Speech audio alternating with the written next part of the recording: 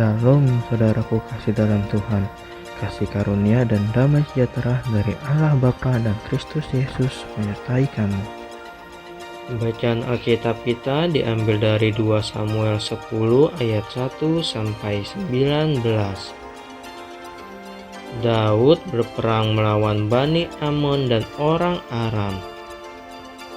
Sesudah itu matilah raja Bani Amon dan Hanun anaknya menjadi raja menggantikan dia. Lalu berkatalah Daud, "Aku akan menunjukkan persahabatan kepada Hanun bin Nahas, sama seperti ayahnya telah menunjukkan persahabatan kepadaku."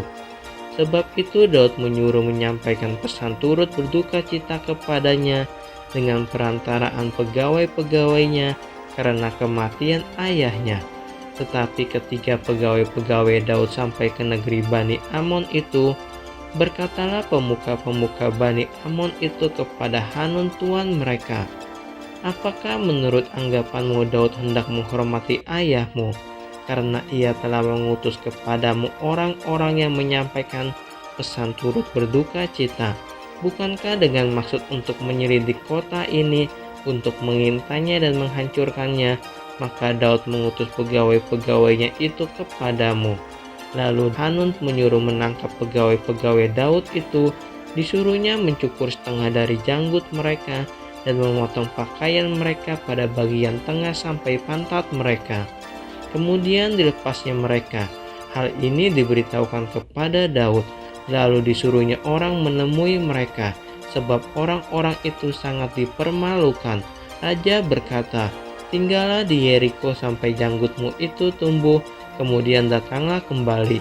Setelah dilihat Bani Amon bahwa mereka dibenci Daud, maka Bani Amon itu menyuruh orang menyewa dari orang Aram Bet-Rehob dan orang Aram dari Zobah 20.000 orang pasukan berjalan kaki, dan raja negeri Maka 1.000 orang, dan dari orang-orang Tob 12.000 orang. Ketika Daud mendengar hal itu, disuruhnyalah Yoab maju dengan segenap pasukan pahlawan. Lalu Bani Amon maju, diaturnya barisan perangnya di depan pintu gerbang, sedang orang-orang Aram dari Zobah dan dari Rehob dan orang-orang Tob dan Maka ada tersendiri di padang.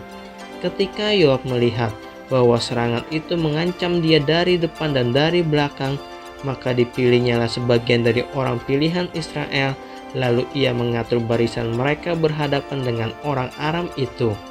Selebihnya dari rakyat itu ditempatkannya di bawah pimpinan Abisai adiknya, yang mengatur barisan mereka berhadapan dengan Bani Amon itu.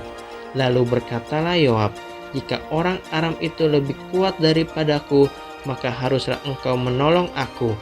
Tetapi jika Bani Amon itu lebih kuat daripadamu, maka aku akan datang menolong engkau. Kuatkanlah hatimu dan marilah kita menguatkan hati untuk bangsa kita dan untuk kota-kota Allah kita. Tuhan kiranya melakukan yang baik di matanya." Lalu Yoab dan tentara yang bersama-sama dengan dia maju berperang melawan orang Aram, dan orang-orang itu melarikan diri dari hadapannya. Ketika Bani Amon melihat bahwa orang Aram sudah melarikan diri, maka mereka pun larilah dari hadapan Abisai dan masuk ke dalam kota. Sesudah itu pulanglah Yoab setelah memerangi Bani Amon, dan sampailah ia ke Yerusalem. Ketika orang Aram melihat bahwa mereka telah terpukul kalah oleh orang Israel, maka berkumpullah mereka bersama-sama. Juga Hadadezer menyuruh orang Aram yang di seberang sungai Efrat maju berperang. Mereka sampai ke Helam di bawah pimpinan Sobak, panglima tentara Hadadezer. Setelah hal itu diberitahukan kepada Daud, maka dikumpulkannyalah seluruh orang Israel, diseberanginya sungai Yordan, lalu sampai ke Helam. Orang Aram mengatur barisannya berhadapan dengan Daud dan bertempur melawan dia, tetapi orang Aram itu lari dari hadapan orang Israel. Dan Daud membunuh dari orang Aram itu 700 ekor kuda kereta dan 40.000 orang pasukan berkuda. Sobak panglima tentara mereka dilukainya sedemikian hingga ia mati di sana.